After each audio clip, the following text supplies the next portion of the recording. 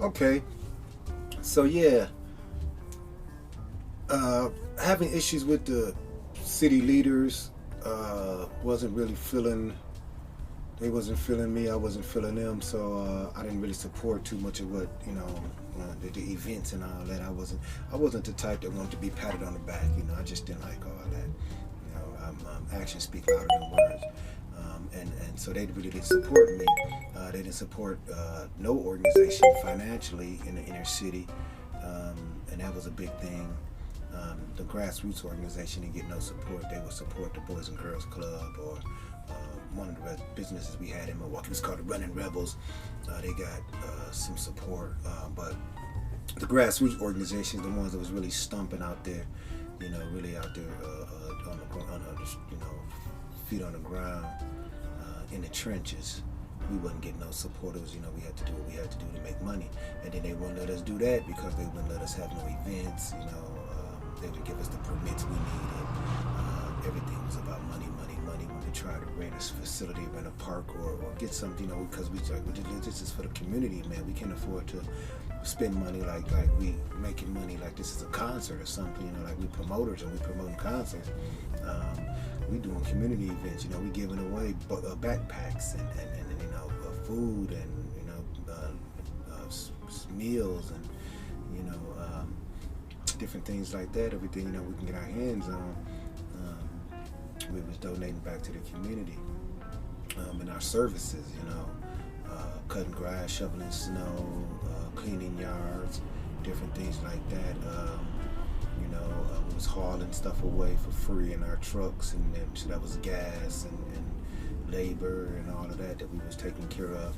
So we were doing a lot of stuff money was coming out of our pockets, and we couldn't get the city to help us. We couldn't get the city leaders to participate or support us and different things like that. And it wasn't just Club Kids. It was pretty much a lot of different organizations, a lot of the grassroots organizations in Milwaukee. So lo and behold, we kept grinding, then things started slowing down. Come up into 2016. I'm still going strong, but not as strong as I want to go, not as strong as I wanted to be at that point. Dealing with some depression, dealing with a separation, a divorce after being together for some years with my ex-wife, and then the family separation that comes with that, and then I lost my mom. Give or take around the same time. Not at this time. My mom was still alive at this time, and then that's when I got I was sitting around depressed in my office, home office, and got a call as late in the evening too. It was 8-9 o'clock in the evening. I got a call from on my phone, and I was like, I'm looking for Marcus Duke. This is BT. We would like to honor him at the upcoming BT Awards, which is probably coming right up. Not even a month, maybe a couple of weeks later. A couple of weeks later, the awards was coming up, and the awards is live. Now here's the part because that's how I remember my mom was still alive, because my sister had moved my mom out of Milwaukee just one day, just like, we're moving, we out of here, we gone. And I'm like, where y'all going? She said, LA. I'm like, LA? My mom never been to LA. I never been to LA. My sister never been there. I'm like, LA? I'm like, LA ain't the place to go right now. LA is expensive. There's a bunch of crime. The weather is nice, yeah, but you got to deal with everything else that comes with LA. And she was animated about she's leaving. She's going to LA. And she's taking my mom with her. My sick mom with her. Me and Mom, we had this ritual where we'll go out to eat. We'll go out to eat a couple of times a week, and if not a couple of times, at least once a week, we're going out to eat. We're gonna pick her up, and we're gonna go out to eat. We're gonna go somewhere and go out to eat. And so I was like, wow, we ain't gonna better do that. And so I end up. They called me for the BET Award, so I win the BET Award. Well, they invite me out to the BET Award to honor me and give me an award, the Shine a Light Award. And they asked me, do I want to accept it? And I'm willing to come out. Yeah, hell yeah, for sure, why not? Definitely. you know. Shit, y'all paying for me to come to BET, and I get to come to BET? Well, fuck yeah, I'm coming. Yeah, I'll be there. And so I ended up going there, had a great time. My daughter flew from Vegas, she flew from Phoenix, excuse me, to LA and met me at the airport. That was man, just to have that experience with my daughter, you know, to be backstage and for her to meet all the different stars, to sit right next to all these different stars, to be in the same room with all these stars. And realize, you know, they all really just people, you know, people that caught a break, people that made it, you know, people that was blessed with some talent. But at the same time, they still just normal ass people. So that was good for her to see that. Good for me to see that too. Gave me a better insight, better understanding, you know, for people, you know, knowing that, yeah, they some of them cost some money, some of them was in that room just as broke as I was, you know, and they have already experienced, or already had they moment of fame, you know, they already had their 5 minutes, and they in the room, they still in the room, you know, but they don't have no money, you know, they struggling, you know, and hey, I ain't mad at you either, you know, you gotta do what you gotta do, you know. Just keep grinding, man. That's all we all can do is just keep grinding. You know, we all done had it before and lost it and had it and lost it, you know. It's a roller coaster, you know. We all on this roller coaster ride. You make a bad investment here, or you spend too much here, and then you look up, you know, you didn't save nothing for that rainy day, and shit happens, and that's what you deal with. So that was cool, though. Anyhow, the experience was cool, and then the best part about it was for my mom to actually be able to pull up at the hotel and see her son, you know. So, you know, in that light, and then she was able to be there that Sunday for the taping. She hung out up in the hotel room. Her and my sister and some more family members, they hung out in the hotel room because the BT Awards is live. So what they see is what we're doing. What we're doing is what they see. And so she was able to see me on TV on the BT Awards while she was right next door to the Staples Center at the time, in the big hotel with a big tower, big pretty hotel. I can't remember the name. I think it was a Marriott, but it was attached to a Ritz-Carlton. It's a real nice hotel, really nice rooms, real cool people. So yeah, I had a good time there. Had a good time with all of that. Presented by Fantasia, so that was awesome. Yeah, Fantasia presented me my award. And that was crazy how we met Fantasia, because we was in the back in the green room, and Fantasia came in the green room, and me and my daughter like, oh shit, that's Fantasia. Let's just get a picture with her. And so we asked her, can we take a picture with her? And she said, sure. She said, but she have to go to makeup and she have to read her script. And as soon as she done with that, she'd take a picture with us. And so we like, okay, cool. And so not knowing that the script she was reading was my script, my story. So that was pretty cool. And then we ended up taking a picture with her, and then turned around, and she was lined up in front of us. And so they came in and they asked for Mr. Duke. The director said, Mr. Duke, come up to the front. And me and Fantasia looked at each other, and she's like, you're Mr. Duke. I'm like, yeah. She said, oh my God, I'm presenting you. I'm like, oh shit, cool, that's cool. So that was really nice. So I win the award, come back home to Milwaukee, blah, blah, blah, you know. Milwaukee was the same old, you know. I'm like, man, here's an opportunity for us to put some shit on the map to really make some things happen. And so I started reaching out to different artists, and you know, so let's do this event. Like we gotta, you know, strike while the iron is hot, you know. And so let's do this event, and so we put an event together real quick. Got some resistance from that again. We ended up getting the event event. We get the event off. Still didn't get the participants as we anticipated. Still didn't get the love from the city as we anticipated.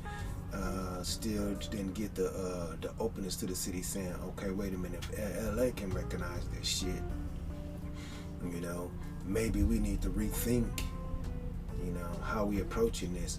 And my whole thing back then with them, we can go back 20 years, 30 years, I was telling them, you know, this is what the kids is telling me, that this is what they want. You know, I'm listening to the kids. They telling me they cool with arts and crafts. All of them can play basketball. You know, all of them can read and write. You know, the programs that they was interested in. Y'all was moving out to schools, home ec, and driving courses, and driver's ed, stuff like that. Them programs y'all was moving out of the community, out of the schools.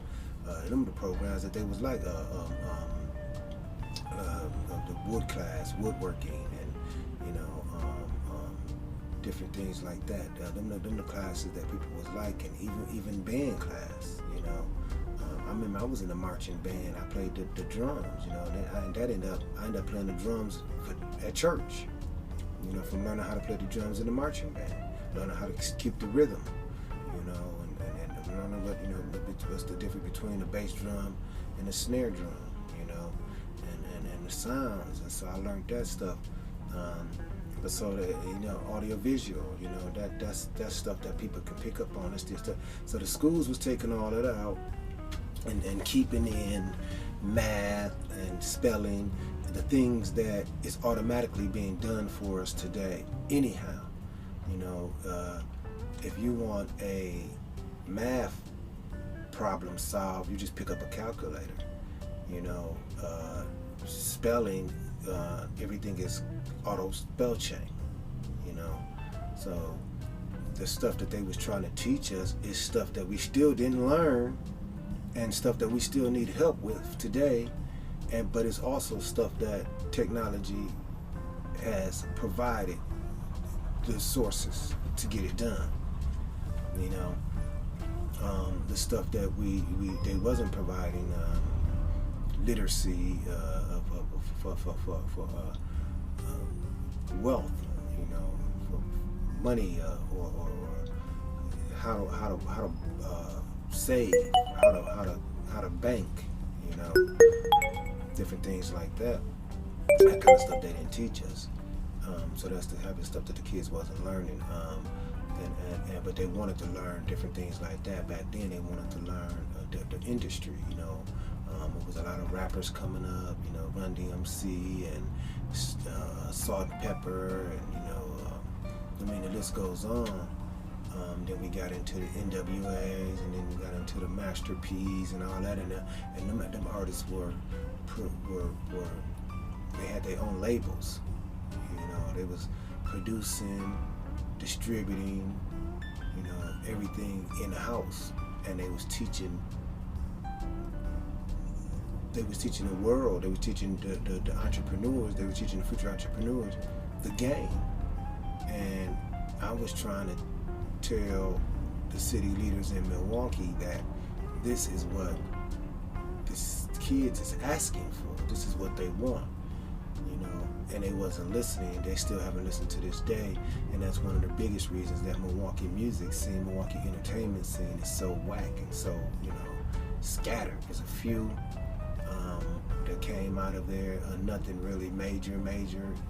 We got some producers, we got a couple of rappers, we got some older groups that did some wonderful things. We got some rock groups, we got some black groups, but we don't have enough of nothing, you know. And then the ones that we do have are not being promoted. They're not being, you know, we're not promoting them like we should be, and we should have been in the past. And we're leaving them groups out here really just to die on the vine. That the fact that they didn't listen to that, and then what they did was they put blinders, and they just said, well, out of of sight, out of mind when it came to the teens. And when it came to kids, period, once you got a certain age, which probably was about 7, 6, 7, 8 in Milwaukee, all the way up until you was in your 20s, where then they could just throw you in prison. But what they did was out of sight, out of mind. And I'm telling them, look, there's kids being born every single day. You know, there's kids turning to teens every single day. You can't just ignore them. Where they're gonna go? And so now here we are in 2023, and the city is overrun by the older kids and the teens, and then the parents are off doing whatever because they didn't have no discipline and nothing. So they sit there in the rooms, they gambling, they playing dice, they smoking, they getting high, they jamming the music, and the kids is just sitting there just like, we don't know what to do because our parents don't know what to do. So you got a fucked up cycle that now you got to deal with this cycle.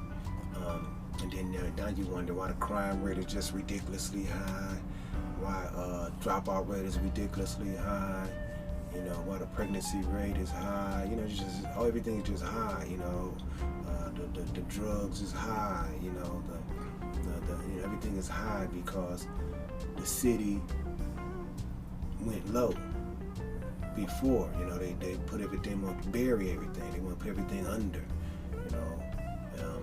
They got a couple of programs that they throw a bunch of money at, you know, and then they got a bunch of other programs that they don't do anything about. And so now you got thousands and thousands and hundreds of thousands of teenagers just roaming the streets, breaking in cars, gambling, getting drunk, getting high. Idle mind is devil's playground. So now you stuck with that as a city. So I end up shortly when my daughter ended up moving because she had my grandbabies, and she didn't want to deal with the crime of the city, because Milwaukee was just like death. Death is every day. You know, it's still like that today. Every day there's death, and it's weird crimes. It's crazy crimes. You know, that's the home of Jeffrey Dahmer. You know, so we got crimes that's just ridiculously crazy. So we went back into cut action. So yeah, there's a lot of stuff going on in the city, but we couldn't get our footing in. We couldn't get our so once my daughter left, and my family, other members, my mom and all of them was all on the West Coast, I said, you know what? I packed up the bags and moved to Beverly, but I stopped in Phoenix and stayed in Phoenix. So I spent a couple of years in Phoenix. Didn't like it there at all. Nice people, way too hot.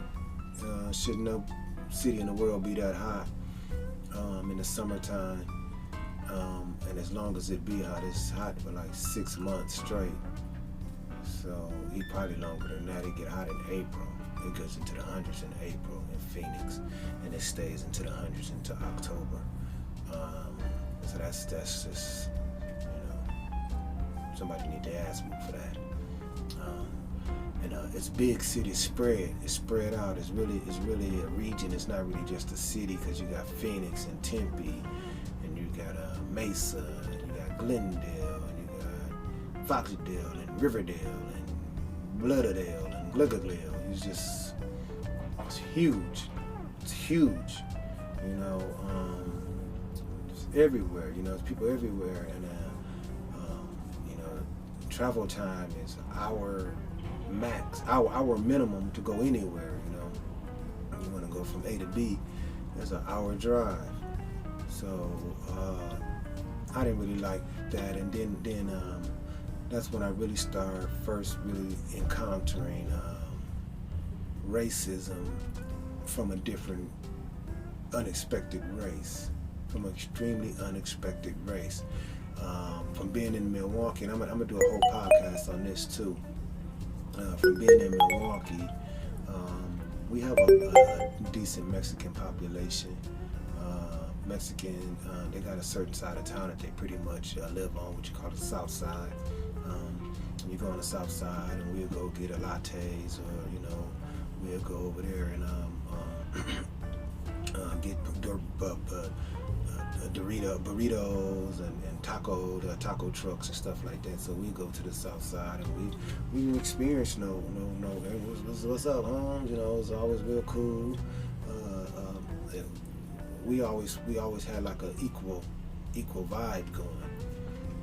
But then when I got to Phoenix, I noticed that the vibe was not the same. I noticed that the Mexican, a certain age Mexicans too, let me keep that 100 too, had a different vibe when it came to the black race, and it was a